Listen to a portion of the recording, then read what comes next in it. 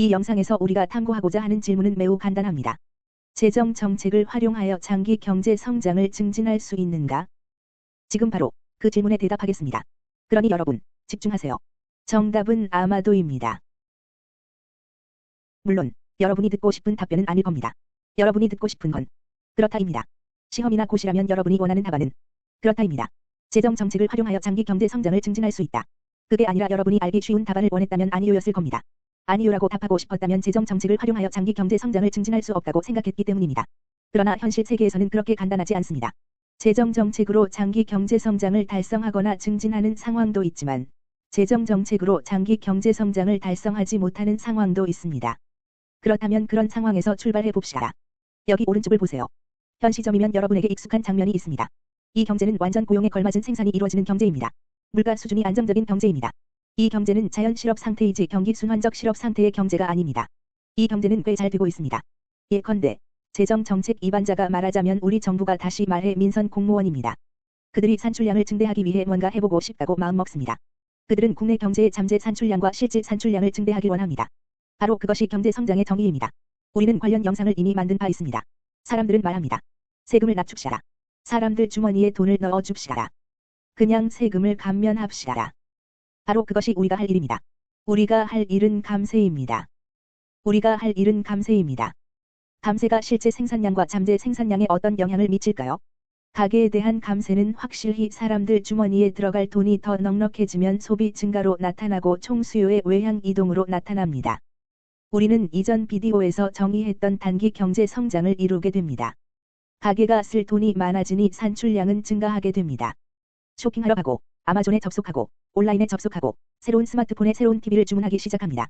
새 옷에 온갖 종류의 물건을 주문하기 시작합니다. 총산출은 증가하고 놀랄 것도 없이 물가 수준도 올라갑니다. 수요 변인 인플레이션이 나타나고 단기 경제 성장을 보게 됩니다. 하지만 이러한 감세 조치는 장기적 잠재 산출량에 어떤 영향을 미칠까요? 더 많은 돈을 사람들의 주머니에 넣어주면 장기 총공급, 단기 총공급, 총수요 등이 늘어날까요? 대답은 아마도 안 그렇다입니다. 사람들 주머니에 돈을 넣어준다면 단기 부양 효과가 있어 단기적으로 산출량이 증대합니다. 그러나 이전 비디오에서 살펴봤듯이 총수요의 증가만 놓고 보더라도 장기적으로 큰 진전이 없습니다. 노동시장 경색과 자원의 부족, 생산 요소로 인한 생산비 증가와 임금 상승이 나타나면서 다시 완전 고용 상태로 되돌아갑니다. 달리 말해 장기적으로 이 경제는 원위치로 돌아가 산출량은 다시 완전 고용 상태, YFE와 상응하지만 인플레이션율은 한층 상승한 상태입니다. 따라서 재정 정책을 무책임하게 사용한다면 경제에 상당히 해로울 수 있습니다. 가계에 대한 감세로 얻을 거라곤 장기적으로 고인플레이션 뿐입니다. 그렇게 해서는 장기 경제 성장으로 이어지지 않습니다. 그렇다면 다른 부류의 감세는 어떨까요? 그래프를 정리하고 가능한 다른 시나리오를 살펴보겠습니다. 사람들의 임금에 부과되는 개인 소득세는 정부가 징수하는 유일한 세금이 아닙니다. 세금은 기업체에도 부과됩니다. 정부가 기업체에 대한 세금을 낮추기로 했다면 어떨까요? 이 경우는 흥미롭습니다. 영업세를 낮추는 일은 공급자에게 긍정적인 영향을 줄 수 있습니다. 결국 세금은 사업에 드는 비용입니다.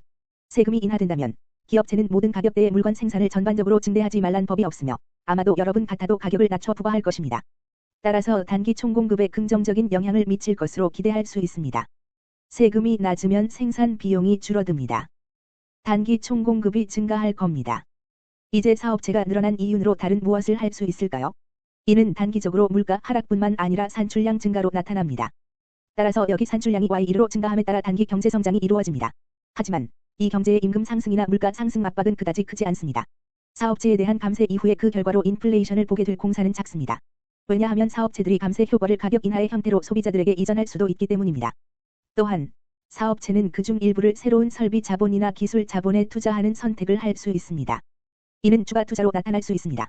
더 많은 투자가 이루어짐에 따라 여타 재화를 생산하는 데 사용되는 기술, 도구 및 장비에 해당하는 자본 스톡이 증가하는 것을 목격하게 될 것입니다. 이런 자본 스톡의 증대는 장기 총공급의 증가로 이어질 수 있습니다. 그래서 실제로 때에 따라서는 감세가 장기적으로 경제 성장에 도움이 될 수 있습니다. 우리는 국가의 잠재 산출이 증가하는 걸 볼 수 있습니다.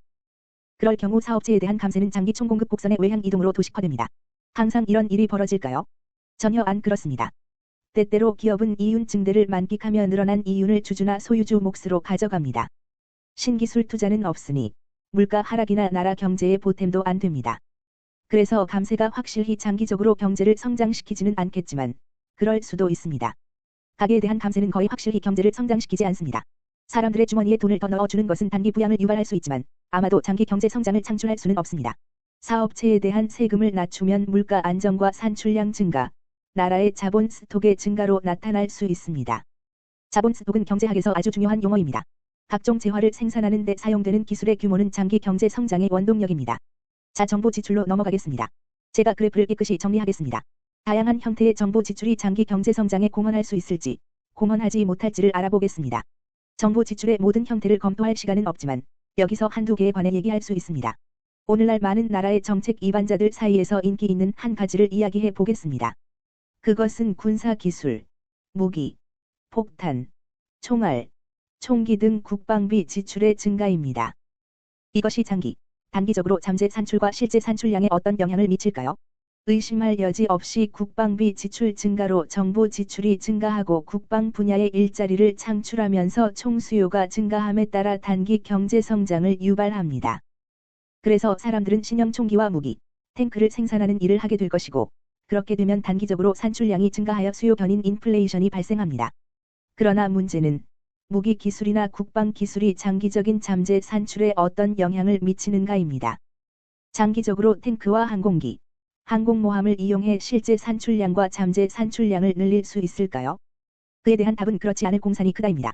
국방 지출은 안보를 증진하고 민간 투자에도 유리한 환경을 조성하지만 그 자체로는 새로운 잠재 산출을 창출하지 않습니다. 따라서 장기적으로 국방비 증가는 장기 경제 성장을 창출할 가능성이 작습니다. 놀랄 것도 없이 그 결과 인플레이션이 상승할 공산이 커지면서 산출량은 다시 감소해 완전 고용 수준으로 되돌아갈 수 있습니다. 동시에 다른 경제 부문에 대한 지출은 뒷전으로 밀려납니다. 또는 민간 부문 피고용인과 정부 부문 피고용인이 서로 경쟁할 수밖에 없으므로 물가와 임금이 상승합니다. 왜냐하면 정부가 국방 부문에 많은 노동자를 고용하기 때문입니다. 따라서 인플레이션만 상승할 뿐 장기적인 잠재 산출 증가는 기대난망입니다.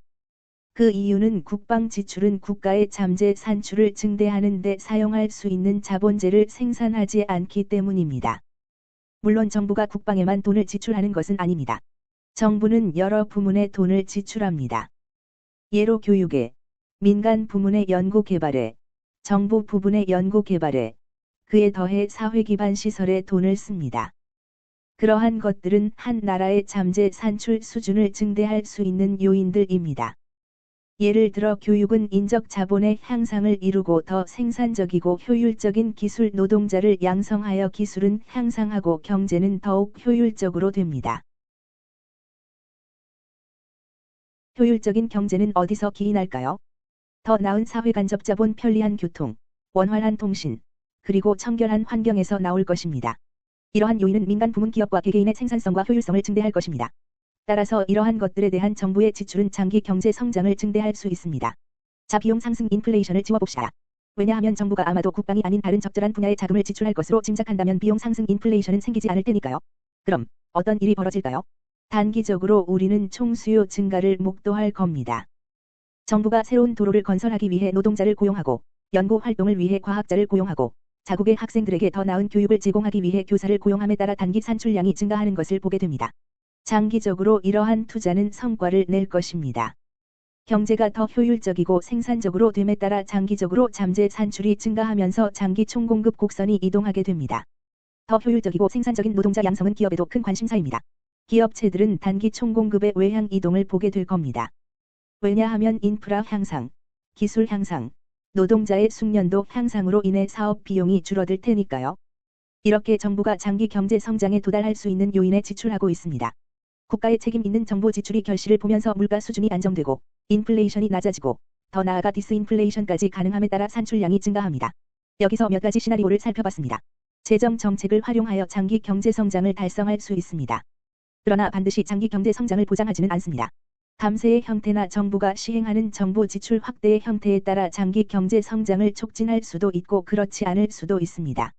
대국민 감세는 분명히 사람들의 호주머니에 돈을 더 넣어주고 이는 단기 부양으로 나타납니다. 그러나 장기적으로는 수요 견인 인플레이션과 비용 상승 인플레이션을 유발할 공산이 높습니다. 반면에 기업에 대한 조세 감면은 자본 스톡 증가, 생산 비용 감소, 실질 및 잠재 산출 증가로 이어질 가능성이 있습니다. 그게 바로 경제 성장입니다. 국방과 같은 일부 분야에 대한 정부 지출은 장기 경제 성장의 증가로 이어질 공산이 작습니다. 국방비 지출은 국가의 잠재 산출이나 장기 경제 성장에 도달하기 위한 생산 요소에 공헌하지 않습니다. 그러나 교육, 연구, 인프라, 심지어 의료에 대한 정부의 투자는 노동 생산성을 향상할 수 있으며 더 많은 사람이 노동 가능 인구로 진입함에 따라 잠재 산출을 증가시킬 수 있습니다. 이로써 재정 정책을 마쳤습니다. 무자르듯이 결론을 낼 수는 없습니다. 예, 아니요로 답변할 수 없습니다. 정답은 아마도입니다. 재정 정책을 경제 성장을 촉진하는 데 사용할 수 있지만 모든 형태의 재정 부양책이 장기 경제 성장을 창출하는 것은 아닙니다.